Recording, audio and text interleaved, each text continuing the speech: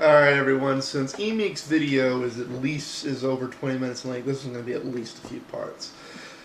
Wantwa's back, and he actually made a good point about Google, but I want to point out the hypocrisy of this. Here is a person which spends the majority of his time preaching it's a good thing that Apple wants to micromanage every little single timer point of your computer because it's really their computer and you just bought it from them. But they want to control it all, and they want to tell you what can be in it and what can't be in it, and what you can run stuff on and what you can't run stuff on, and what can and can't happen, and pretty much just tell you everything, including what kind of keyboard you should use and what kind of mouse you should use, and just micromanage everything. Yet, he's scared of the big bad Google doing the same thing to the internet. Emeek, make up your mind. Are you against companies telling private citizens what to do? Are you for it? Because right now you're for one and against another, and that's just absurd. Now, he makes a lot of valid points. Now, search is a multi-billion-dollar business, and you know, even a tenth of a percent is worth a tenth of a billionth of a percent is worth millions of dollars, which is why a lot of ISPs have taken to hijacking the things before they even get. So even if Google takes over this, odds are if you have certain ISPs, I think Roadrunner is one of them that still does it. Comcast, I think, still does it too, although I haven't had Comcast in forever, so if anybody out there has Comcast, tell me if they still do it. But if you noticed, if you're on those ISPs, if you type in a URL that doesn't exist, you go to their search thing.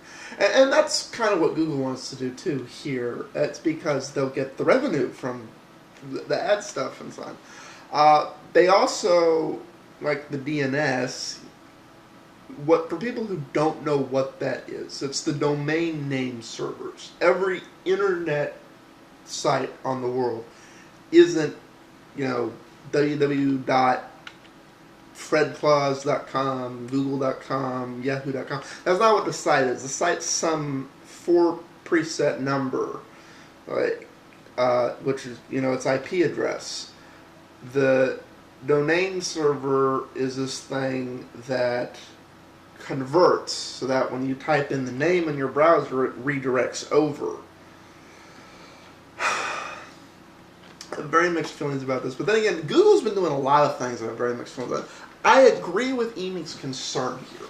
And it's even worse than I think, because he exists in the vacuum of Apple-only stuff, and he's used to the person he bought the electronics from telling him what he can and can't do with him. Those of us who aren't used to the Apple thing aren't used to that. This right here is a G1. This is not on T-Mobile, in case anyone's wondering. This is a open G1. It's on another network. I'm not going to say which one. But, and that's one of the things that pisses me off, that the Droid is on Verizon, because that's CDMA, and I'd prefer all the Android phones be capable of both CDMA and GSM, so you can take them wherever the heck you want. The problem with this is that, and this device right here is the perfect example of why Google is not the company to bring Linux to the world. Overall, this is a good device and I like it. But let me show you a feature here. And this is a feature that's basically, oh, you went through painstaking efforts not to have everything you do aggregated through Google? Well, now you're going to have to undo it. This thing, like most mobile devices today, has the ability to capture video and stream it up to YouTube. And let me just go into a video here and click on the share button, and I get 3 messages. Gmail, messaging, and YouTube. Here's the thing. YouTube only works if it's a YouTube account tied to my Gmail account, because for the phone to do a lot of things it does and its setup, you have to give it a Gmail account. Okay, I gave it a Gmail account. It's not my primary one. I didn't link that to my cell phone. And that's a problem. I have a YouTube account linked to a Gmail account, but it's not this one. And I don't ever use that one because the way I set up my passwords. I have a different password for each and every account. It's based on, it's a seemingly random coalition of about 4 different things. It's a simple algorithm. If you knew it, you could figure out all my passwords, but you'd have to know 10, 20 of my passwords to be able to deductively logic what the algorithm I base it on is. So they're pretty secure, random, and very easy to remember to me. What Google wants to do is tie everything in your life to the one username and password. I refuse to do that. Because right now, if my Gmail account gets hacked, like, I just abandon the Gmail account. I don't have to abandon everything. I mean, I changed the username and password, but it'll get hacked again, so I abandoned everything. And you can't do that. If you tie all these things to your Google account, they're tied to the one password. You can't have a separate password for each one. You can have separate username, but the Google account will work for all of them. And if you go into the settings and try and change anything, like I continually try and do in that other YouTube account, it's like, this is a Google managed account.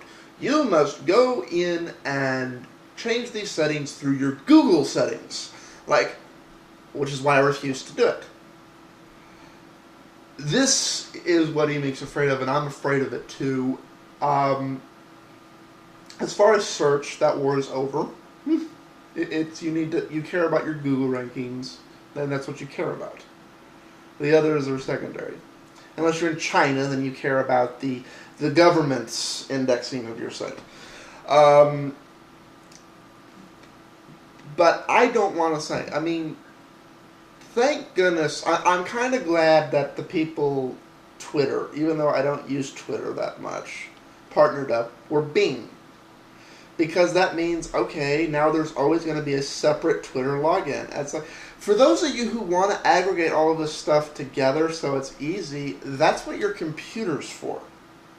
Or your mobile device. You know, you give it these things. But then you're still the one aggregating it.